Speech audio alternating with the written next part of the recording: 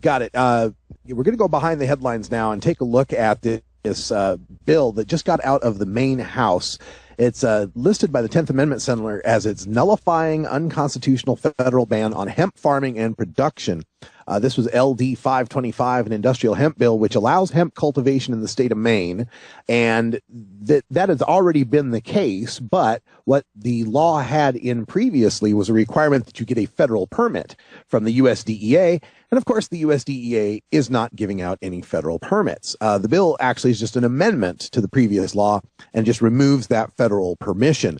The vote on that was 24-10. It's moved on to the Maine Senate. That would become the second state to nullify the federal ban on hemp farming. Governor Hickenlooper signed a bill making his state the first when Colorado passed its marijuana legalization.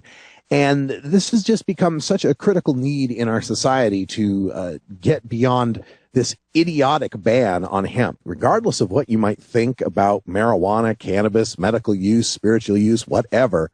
Hemp is not that. Hemp is this industrial crop, and we are just wasting time and environment, frankly, in ignoring this potential. A hemp plant is resistant to most insects and disease, largely eliminating the need for most or all pesticides and herbicides. This is according to hempfarm.org.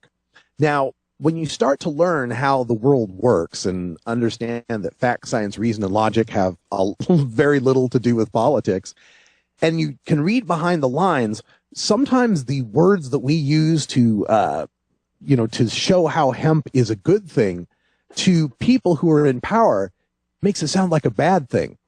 Eliminating the need for most or all pesticides and herbicides. Do you know how much of the petroleum industry is invested in pesticides and herbicides on this planet? That's a big part of their business model. So we have got to find ways to be able to promote this and understand that we are facing massive economic forces that continue to keep hemp in America, unlike almost any other country in the world, banned. Now, when you're growing hemp, in fact, in Colorado now, where marijuana has been legalized and hemp's been legalized, there's a farmer there who has planted a 60-acre stand of hemp. The Denver Post reported on this a while back, and his name is Laughlin. If I get his first name, I'm missing that here. But his company is called Colorado Hemp, and he's got 60 acres of his father's alfalfa farm, and he's going to install a press to squeeze the oil from hemp seeds. He's already got 400 starter plants going at an indoor facility. The sale of hemp products in the U.S., including food, cosmetics, clothing, and industrial materials, reached an estimated $500 million last year. That's according to the Hemp Industries Association. And the only problem right now is, where do they get the hemp seeds? Because there's no place to buy the hemp seeds legally in the United States. Just the recreational people in Colorado are now living through what they call the year of the magical ounce. Somehow you're allowed to have an ounce in Colorado, but there's no legal place to get it. But when the weed fairy comes down from the sky and drops it upon your doorstep, that's how the magical ounce. But that's not going to happen until 2014 when they get their recreational program going. Some friends said they've sent this one hemp farmer, this is in Denver Post again, had some feral hemp plants. People find ditchweed out there still that's growing in Kansas and Nebraska and Oklahoma when they used to have the Hemp for Victory program. But they're using some of these feral hemp seeds because they have a natural resistance to drought. And because some of these farmers are wanting to grow the hemp crop to revitalize the soil in these places where they're not getting a whole lot of irrigation or natural rainfall. So to ignore that potential, again, because it's not a drug. The DEA is in charge of giving out permits. The Drug Enforcement Administration is in charge of giving out permits on something that's not a drug. That's just ludicrous. And the seed oil, the seed oil that you're getting from the marijuana plant is just incredible. It is the number one most useful protein that we can get. Its protein content's 35%. It's comparable to soybean. It's a higher protein content than nuts, other seeds, meat, dairy products, fish, or poultry.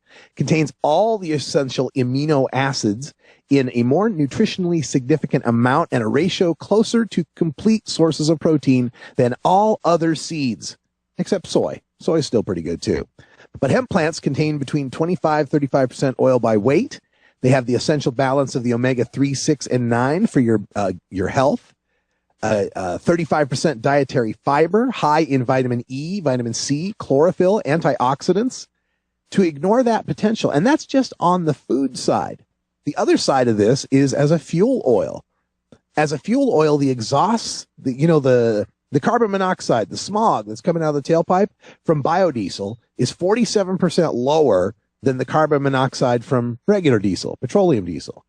And when you're burning the CO2 from your hemp plant, when you make a hemp plant, you squeeze the seeds, you get some oil and you burn that. The CO2 that you're emitting is equal to the CO2 the plant took when it was growing. So it's a closed loop, right? You don't have any net gain in carbon dioxide. So this could help slow down the effects of global warming. If this was just replaced in just Walmart's trucking facility alone, that could have a major effect on how much pollution and global warming gases we are polluting into our atmosphere. And to give our farmers a crop where they could grow this plant and have jobs again, the most recent Canadian estimates here are over $300 an acre that they're growing from this. They're getting a whole lot more money out of that than almost any other crop they can grow. It's the number one biomass producer on the planet. You get 10 tons per acre in 4 months. The hemp plant will give you 77% cellulose. Wood gives you 60%.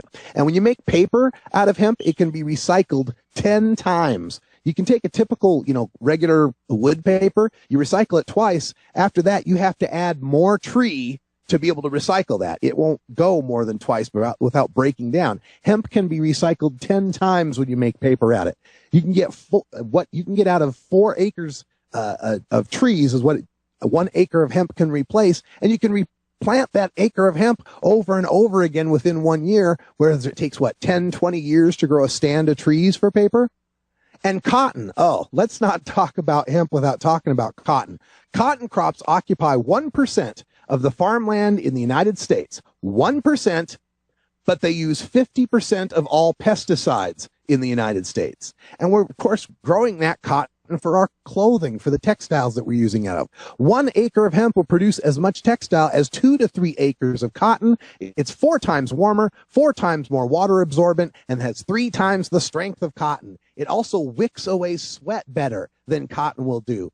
And there are new techniques for growing hemp and producing hemp called Kralar that produces a nice soft hemp now that is just incredible. The things that we can make out of this, but nobody in the United States will go to the trouble of doing it because it's so expensive to import it from Canada or China, who are kicking our ass in hemp production.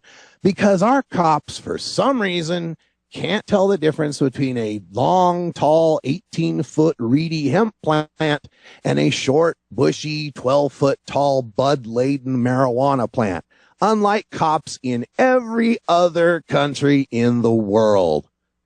There you go. That's our Behind the Headlines today on hemp. And for Hemp History Week that just passed this last couple of weeks, take a look at hemp and what's going on with that. Hemp Industries Association's a good website, thehia.org. Also look at votehemp.com. That's another great website. And just get yourself educated on this. This is how we can win the Midwest, the conservatives, the farm countries. I send it back to Brian the Red. We'll be right back after a short break.